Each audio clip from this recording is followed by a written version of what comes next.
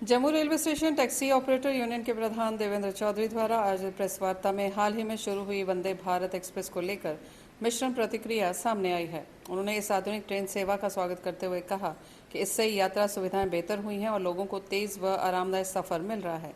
हालांकि उन्होंने चिंता जताई कि जम्मू से श्रीनगर के बीच ट्रेन संचालन से स्थानीय टैक्सी ऑपरेटर्स के व्यापार पर नकारात्मक असर पड़ रहा है, क्योंकि अब यात्री टैक्सियों के बजाय ट्रेन को प्राथमिकता दे रहे हैं। उन्होंने मांग की कि बाहरी राज्यों से आने वाली अधिकतर ट्रेनों को जम्मू तवी रेलवे स्टेशन तक ही सीमित रखा जाए, ताकि स्थानीय व्यापार और रोजगार को बढ़ावा मिल सके। नमस्कार। सबसे पहले आपका बहुत बहुत धन्यवाद है कि आप टाइम टू टाइम हमारी ग्रीवेंसेस जो हैं वो आके सुनते हो और सरकार तक पहुंचाते हो।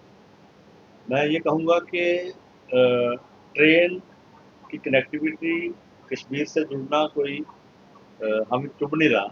ये अच्छी बात है, कनेक्टिविटी होनी चाहिए थी, क्योंकि भारत सरकार का और स्टेट गवर्नमेंट का भी एक ही जो है मकसद है कि कश्मीर को कैसे पूरे भारत के साथ जोड़ा जाए, तो जोड़ दिया गया। लेकिन इसके साथ साथ जो हमारे लीडर हैं, जो हमारी व्यवस्था चला रहे हैं, उनको ये देखना चाहिए था कि देखना चाहिए भी कि पूरा जम्मू कश्मीर एक ही स्टेट है, और अगर सारा कुछ कश्मीर में शिफ्ट होता है तो जम्मू बाईपास होता है, और जब जम्मू बाईपास होता है तो यहाँ पर खासकर टूरिज्म के साथ जुड़ा जितना भी हमारा ये सेक्टर है वो सारा डिस्टर्ब होगा। तो पहले देखिए आप, जैसे ये ट्रेन रोड की कनेक्टिविटी पे बाई पार्ट बात करूँगा, तो निकली ये पत्नीटॉप से, नीचे से निकल गई तो आप पत्नीटॉप बिल्कुल मतलब के ज़ीरो हो गए।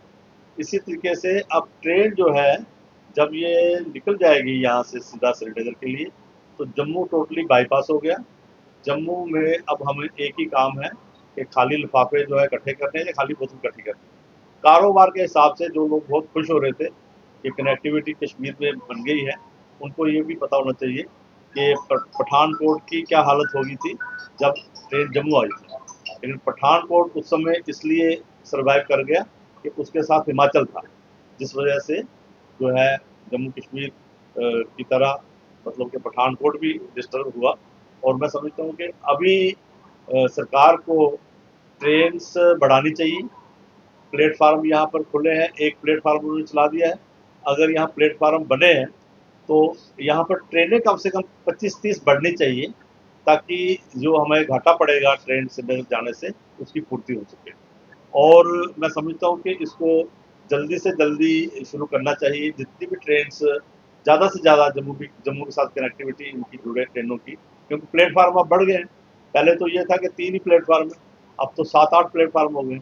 तो इन प्लेटफार्म्स को यूज़ करने के लिए ट्रेनें लगनी चाहिए, ताकि जिन लोगों को असुविधा होती है जम्मू आने के लिए, टिकट नहीं मिलती है, उनको टिकट मिले और वो लोग जम्मू आके अब जो ट्रेनें आएँ, क्योंकि प्लेटफार्म यहाँ पर 7-8 है। अब सरकार मतलब मेहरबानी करके अब ये ट्रेनें जो है जम्मू तक रखे, और ये ट्रेनें अब कटरा ना जाए। जितनी गई हैं ठीक है, चली गई हैं, बहुत सी ट्रेनें चली गई हैं, मोस्टली चली गई हैं मेन मेन ट्रेनें। और अब जो ट्रेनें आए और वो जम्मू तक रुके, और प्लेटफार्म जो है वो सभी शुरू किए जाएं। और देखिए हमारे लिए कितनी बड़ी ये एक खासकर टैक्सी के लिए या ट्रांसपोर्ट जो हमारे हमारा रेलवे स्टेशन से चलता है, कितनी बड़ी उसके लिए प्रॉब्लम है कि 1600 रुपया हम जो है यहाँ का पार्किंग का दे रहे हैं, और जब वहाँ पर अभी स्टार्ट नहीं हुआ है, लेकिन अगर हमको जाना है, हमको एक दिन भी जाना है, 2000 रुपया पर मंथ है वहाँ पर गाड़ी टैक्सी। तो हमने, सरकार ने अपनी जो है इनकम के सोर्सेज तो बना दिए, लेकिन जिन लोगों के जरिए पैसा लेना है उन लोगों का कारोबार बिल्कुल जीरो हो गया है। उन लोगों के कारोबार के लिए सोचना चाहिए। ट्रेनें ज़्यादा से ज़्यादा यहाँ पर बढ़े, ताकि व्यापार भी बढ़े और हम लोगों को भी